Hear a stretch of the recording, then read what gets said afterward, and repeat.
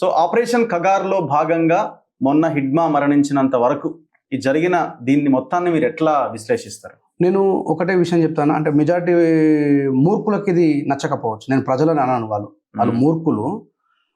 మీరు వెళ్ళి చూసిన జస్ట్ అట్లా ఒక సర్పంచ్ స్థాయి వ్యక్తి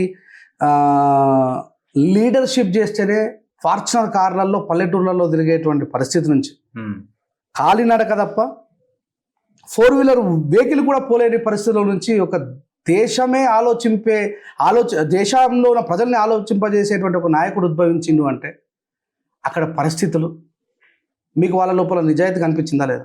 ఆయన ఇల్లు మాత్రం మొత్తం కట్టెలు తప్ప ఏం లేదు. మీరు చూపించేంత వరకు కూడా మాకు కాళ్ళకి చెప్పులు లేవు. ఎస్, అంటే ఒకటే ఆలోచించాలి ప్రజలకు కూడా, దయచేసి అట్లాంటి